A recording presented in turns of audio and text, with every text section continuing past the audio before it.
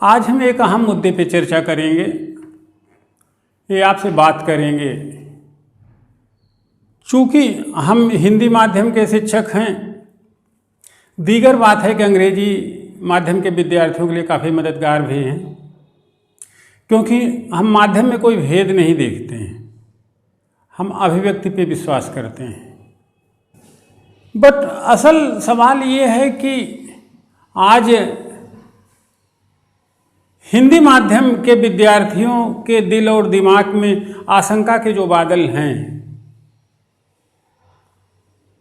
जो भय उनके मन में है, जिस संकट से वो भयभीत हैं कि हिंदी माध्यम में तो चयन ही नहीं हो रहा है, तब आपकी आशंकाएं कदाचित सही हैं। बट इसका दूसरा पहलू देखिए कि ऐसा क्यों हो रहा है। चूंकि आपको वाइस बनना है तो हम आपकी बात करेंगे। कहीं यह आपके अविश्वास और अति आत्मविश्वास के कारण तो नहीं है, सरकार के नीतिगत पहलू के कारण तो नहीं है, समाज की नासमझी के कारण तो नहीं है, विद्वत समाज, शिक्षकों, संस्थाओं के अनुत्तरदायित्वपूर्ण दृष्टिकोण के कारण तो नहीं है। हो कोई भी, किंतु सच सामने है कि चयन दर काफी नीची है। अब आप बताओ अब क्या हो। एक तो है कि छोड़ो, बट मैं तो कहूंगा कि छोड़ो मत, लड़ो। मैं आपके साथ हूं, मैं तत्पर हूं। मैं हिंदी माध्यम की गौरव गाथा लौटा सकता हूं, मैं आपको टॉपर्स बना सकता हूं।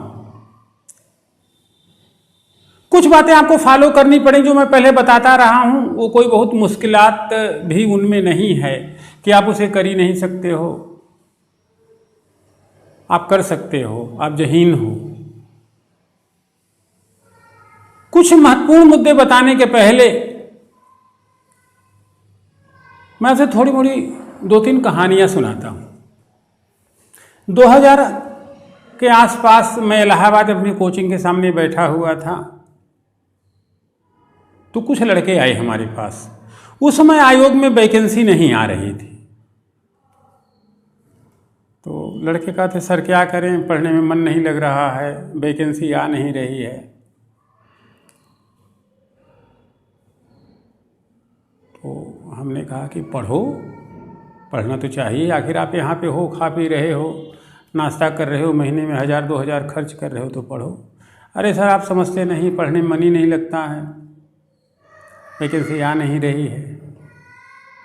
तो जब लड़के थोड़ा सा खीज उत्पन्न करते हैं, अरे सर आप नहीं समझ, तो हमने कहा कि घर चले जाओ।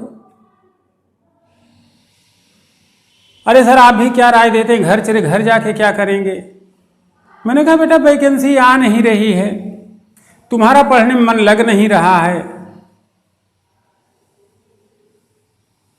तो आखिर करोगे क्या यहां पर।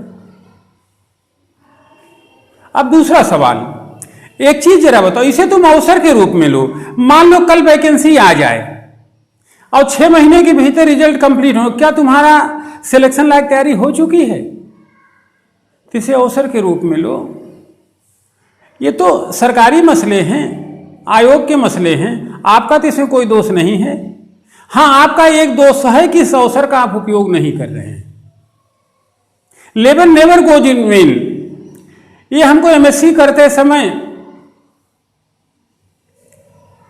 एक एग्जामिनेशन सेक्शन के हेड श्री नईम साहब या फहीम साहब ने बताया था, पढ़ो, इम्तहान टल रहा है, क्या हो रहा, उससे क्या फर्क है, तुम पढ़ाई करो, कुछ अंक तुम्हारी निहेंस कर जाएंगे, टॉप कर जाओगे, और तैयारी कम है, तैयारी पूरी हो जाएगी। तो हमें तैयारी की तरफ ध्यान देना चाहिए, इस पर नहीं कि वैकेंसी नहीं आ रही। ये तो गार्जियन भी जान रहे हैं, ये तो नीतिगत पहलू सरकारी समस्या है। सरकार और सिस्टम से लड़ाई का वक्त नहीं आया। पढ़ना है आपको, पढ़ ही सकते हैं, आप पढ़ें, इसका कोई आपके पास विकल्प नहीं। एक और कहानी, मैं दिल्ली में बैठा हुआ था अपनी ऑफिस में, एक लड़का भिंड से आता है। तमाम इंक्वायरी वगैरह करने के बाद कहता है कि अरे सर क्या पढ़ना, हिंदी माध्यम में सिलेक्शन तो हो नहीं रहा। हम कहे नहीं हो रहा है, आप आराम से पढ़ो, अच्छे लिटरेचर, अच्छी पढ़ाई, मानक पुस्तकें पढ़ो, संसाधनों की कमी अब नहीं है। अरे नहीं सर, एकदम बड़ा वो है कि सिलेक्शन तो नहीं हो रहा। हमने कहा नहीं, आप लगे रहो, सिलेक्शन होगा, आप चिंता न करो। हिंदी माध्यम से फिर अच्छी वेव आएगी, 80 के पहले वाली और 2000 से लेके 2010 के बीच वाले। फिर भी लड़का उसी मुद्दे पड़ा रहा। तो मैंने कहा तब घर चले जाओ। कहा था आप क्या बात कर रहे हैं सर, घर चले जाएं। मैंने कहा यार तुम तो रूल बेस्ड बोल रहे हो, हिंदी माध्यम में सिलेक्शन हो ही नहीं रहा है।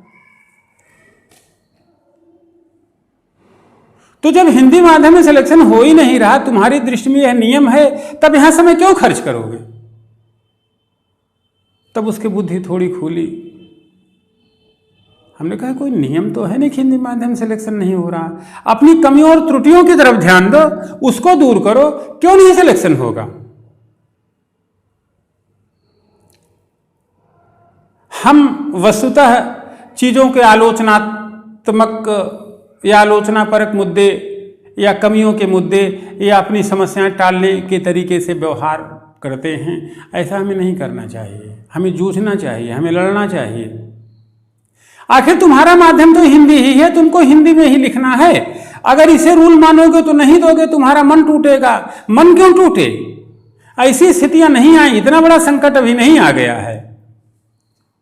आज भी हिंदी भाषी प्रतिस्पर्धी ज्यादा हैं, उनमें अच्छे लड़के भी हैं, उनको सही मार्गदर्शन दिए जाने की जरूरत है, उनको थोड़ी व्यवस्था से सहयोग की जरूरत है, उनको समाज से थोड़े से नरिशमेंट की जरूरत है, बेसिक एजुकेशन ठीक किए जाने की जरूरत है।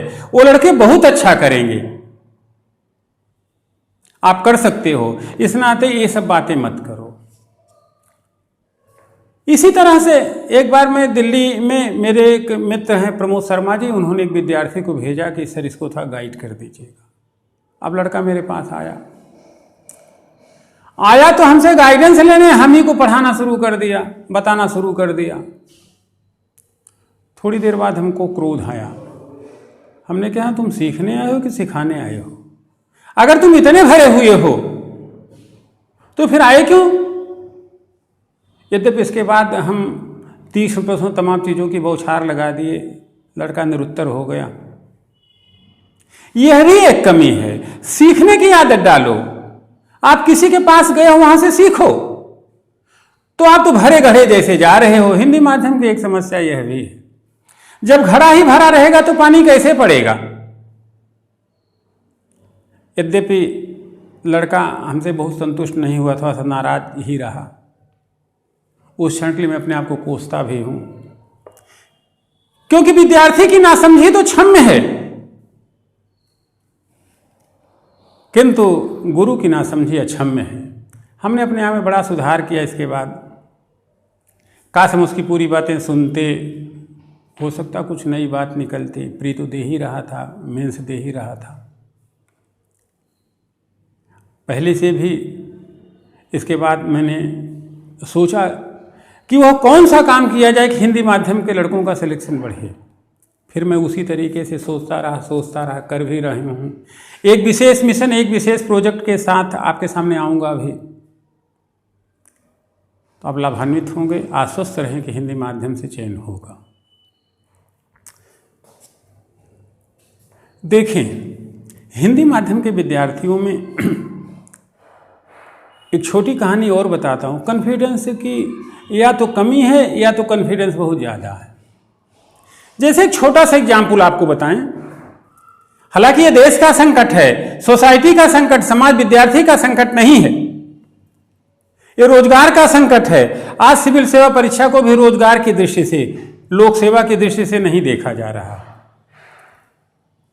फर्ज करो यूपीएससी में इंटरव्यू देने के लिए 3500 विद्यार्थी पात्र पाए गए हैं, अभी स्टेट यूपी में भी इंटरव्यू चल रहा है, 3000 लड़के लगभग इंटरव्यू दे रहे हैं। एक बड़ी कंपनी या बड़ा व्यवसाय या कोई इंटरव्यू या आयोग के गेट पे धौलपुर हाउस पे खड़ा हो और सारे लड़कों के एक ऑफर दे मुफ्त कि आपको 40,000 की नौकरी पक्की की जाती है, लेकिन आपको इंटरव्यू नहीं देना है। आप यकीन माने 5% लोग इंटरव्यू देने वाले बचेंगे बस। यह हमारे विद्यार्थियों के आत्मविश्वास में कमी को दर्शाता है, यह हमारी सामाजिक गतिविधियों को दर्शाता है, यह हमारी सरकारों के अनुत्तरदायित्वपूर्ण दृष्टिकोण को दर्शाता है, यह कालखंड के चरित्र को दर्शाता है। लड़के को रोजगार चाहिए, उसे लगता क्या कि 40,000 की नौकरी मिल रही है, इंटरव्यू में हो न हो, अगली बार तो फिर दे लेंगे, फ्यूचर तो सेफ हो गया है। यूपीएससी के विद्यार्थी फ्यूचर सेफ करके काम नहीं करता है। लोक सेवा का काम फ्यूचर देख के नहीं होता है। हाँ, अतीत से थोड़ी सीख वर्तमान में सेवा करनी पड़ती है। अब अगर इसी 40,000 के पेमेंट में हम खांचा बांटें हिंदी और अंग्रेजी मीडियम के विद्यार्थियों को, तो अंग्रेजी माध्यम का विद्यार्थी भी हटेगा तो, लेकिन 60% ऐसे होंगे जो इंटरव्यू देंगे, 40% ही नहीं देंगे। और हिंदी माध्यम के 95% नहीं देंगे, 5% देंगे। और जानते हैं दुर्गति क्या है कि वे 95% इस अवसर की इस तरीके से व्याख्या करेंगे जो सबसे नकारात्मक है कि यार अभी तो सर्विस मिली जा रही है, फ्यूचर सेफ हो जाएगा, नौकरी कर लेते हैं, अगले साल तो टॉप कर जाएंगे। ऐसा नहीं होता है। ऐसे लिए गए निर्णय हिंदी माध्यम के विद्यार्थियों के द्वारा लिए जा सकते हैं, तो आप ये समझो कि यह कम विश्वास है, अति आत्मविश्वास, अगली बार टॉप कर जाएंगे। होता क्या है कि यदि ऐसा होता है तो उसी में फंसे रहें, कहीं कुछ नहीं होना। स्टेट लेवल पे आओ, 10 कस्तूरबा गांधी मार्ग के गेट पे ऐसे कोई कंपनी खड़ी हो और 25,000 का ऑफर करे तो 95% लड़के चले जाएंगे, 5% उतनी तो वैकेंसी ही नहीं हो। यह विद्यार्थियों की तौहीन करने के कारण नहीं कहा जा रहा। यही है आपके समाज की स्थिति, यही है आपके सरकार की स्थिति। हमारा विद्यार्थी इसी मनोदशा में जी रहा है, वो संकट के काल में जी रहा है, बेरोजगारी के काल में जी रहा, अभाव के काल में जी रहा, प्रेरणादायी परिस्थितियों की कमी के कालखंड में जी रहा है। वो यही करेगा। इन्हीं से उसे निजात पाना है, इन्हीं से उसे निजात दिलवाना है। एक बात और, इकोनॉमिक्स में फंडामेंटल गरीब इसनाते गरीब है क्योंकि वह गरीब है। तो आप सोचो, गरीब मतलब संसाधनों की कमी। आज जिसके थोड़े से हाथ पैर चल रहे हैं, हर कोई अब अंग्रेजी मीडियम में, अगर शिक्षा की यही प्रथा परंपरा और प्रगति चलती रही तो आगे हिंदी मीडियम कोई पढ़ेगा ही नहीं, खेल ही खत्म हो जाएगा 10 साल बाद। तो हिंदी माध्यम में टीचर भी अच्छे हैं, वहाँ पे ध्यान देने की ज़रूरत है। अंग्रेजी हिंदी मीडियम में पढ़ने कौन जा रहा है? जिसके पास कोई विकल्प, जिसका कोई पुरुषाहाल ही नहीं, गरीब के लड़के जा रहे हैं, संसाधन विहीनता की स्थिति में पढ़ रहे हैं, तो कहाँ से पढ़ाई करेंगे? आज जिम्मेदारी जो वर्तमान में 2-4 लाख विद्यार्थी हिंदी माध्यम में हिंदी भाषी क्षेत्र में जहीन हैं, उन पर गुरुतर दायित्व आ गया है कि अपनी जिम्मेदारी समझो, डरे ना, हम आपके साथ हैं। अगर इसमें सरकार और संस्थाएं भी अपना रोल प्ले कर दें, परिवार भी अपना अगर सकारात्मक रोल अदा कर दे, तो हिंदी के दिन अपनी आदर्श अवस्था को प्राप्त कर सकते हैं। कोई दिक्कतें नहीं हैं, कोई दिक्कत नहीं है। हमें अपनी प्रतिभा और क्षमता को पहचाननी है। हम अपनी भाषा में ज़्यादा अच्छा कर सकते हैं। स्वयं विद्यार्थी, सरकार, समाज और संस्थाओं को अपनी जिम्मेदारी समझने के दिन आ गए हैं। आशा है सब लोग समझेंगे। इस नाते हिंदी माध्यम के विद्यार्थी डरे ना, आप टॉप कर सकते हो। भाषा को लेकर इतना टेंशन क्यों लेने की जरूरत है? रास्ते बताए जा चुके हैं। शब्द भंडार पढ़ाएं, वाक्य संयोजन बेहतर करें, अच्छे लिटरेचर पढ़ें, मानक पुस्तकें पढ़ें। आपका एक खास गुण है, आप मेहनती हैं, मेहनत करके सीख लोगे। अंग्रेजी माध्यम के विद्यार्थी निश्चित तौर पर अच्छी परिस्थितियों में हैं, उनकी परवरिश ठीक है, उनकी एजुकेशन भी ठीक है, लेकिन इस क्रम में हम हिंदी का अपमान होते नहीं देख सकते हैं। आपकी प्रतिभा, आपकी क्षमता और आपकी मेहनत का अपमान होते नहीं देख सकते हैं। अभी भी आप 5 लाख की स्ट्रेंथ आपकी है, आप हिंदी माध्यम में अपना परचम लहरा सकते हैं। हम आपके साथ हैं, आप यकीन करें कि आप टॉप करोगे, हिंदी माध्यम के अच्छे दिन आएंगे।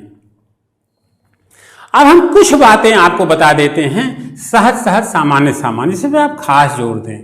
पहला, देखो बेटा, सीखने की आदत डालें, कहीं से भी, कभी भी, कहीं भी, कभी फेल नहीं होगा। आज मैं 23 साल के अध्यापन के अनुभव, पीछे 10 साल कुछ अन्य काम, पब्लिकेशन इत्यादि का करते हुए, लेखन का काम करते हुए, जो मैंने पाया कि सीखा तो किसी से भी जा सकता। आज भी अपने कितने भी अच्छे विद्यार्थियों से कुछ चीज़ें सीख करके पढ़ा देता हूँ। सीखने की कोई उम्र नहीं है, सीखने की कोई जगह नहीं है। इस नाते सीखने की आदत डालो। एक अर्थों में आड़ी तिरछी रेखा है, लेकिन दूसरे अर्थों में जीवन संदेश है। हम भारत के मैप की बात कर रहे हैं। स्टेशन लिखा हो, कश्मीर से कन्याकुमारी तक भारत एक है। देखो, नोट करो, समझो, दर्शन पैदा करो, महसूस करो। गंगा के पानी से, जमुना के प्रशांत जल से, इन हवाओं से, इन बागों से, अमराइयों से,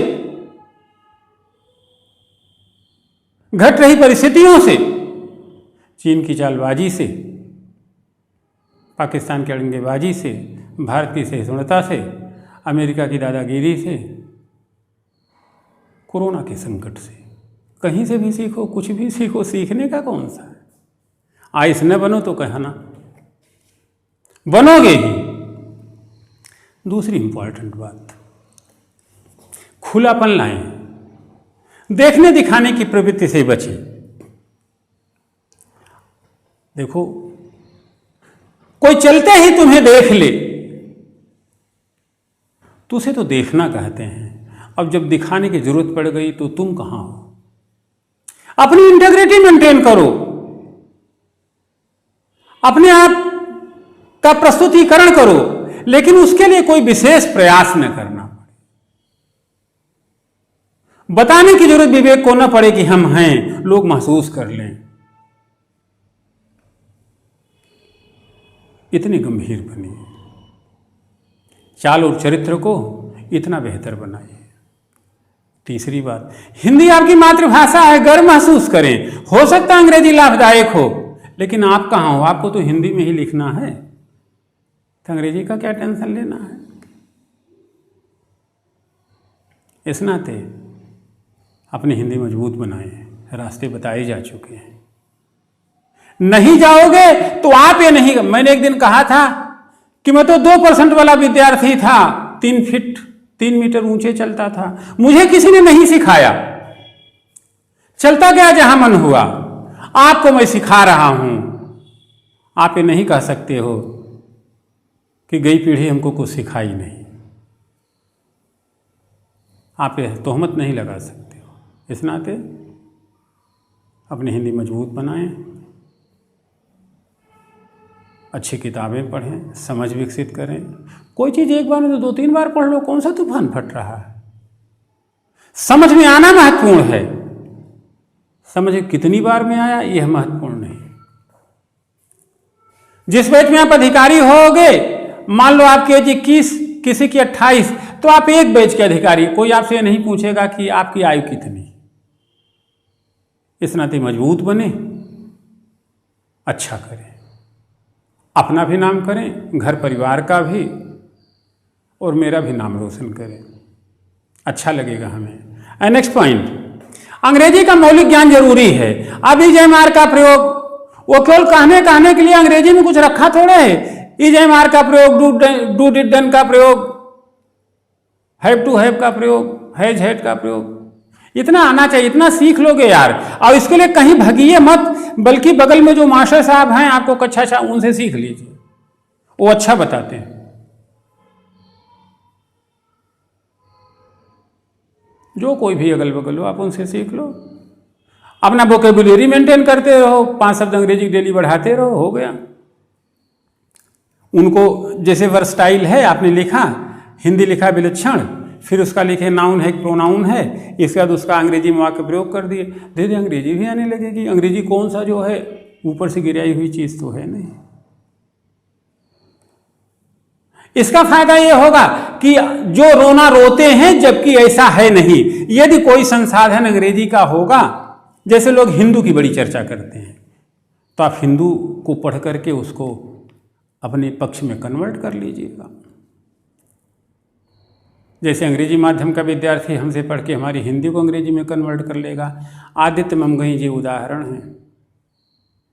नेक्स्ट पॉइंट, एक बार हमारे संपर्क में जरूर आए, हम अच्छे आदमी हैं, हम ऊपर से तो नहीं गिराए हैं, लेकिन धरा के अद्भुत प्राणी हैं, हम कुछ खास कर सकते हैं, और हमारे खास करने का आनंद और अनुभव आप लें। सिविल सेवा परीक्षा टॉप करें, इन भ्रांतियों का अंत करें कि हिंदी माध्यम से सिलेक्शन हो ही नहीं सकता है। ढेर सारी शुभकामनाएं। कल हम फिर मिलेंगे, उन विद्यार्थियों से बात करेंगे जो तथाकथित रूप में अंग्रेजी में हैं। धन्यवाद।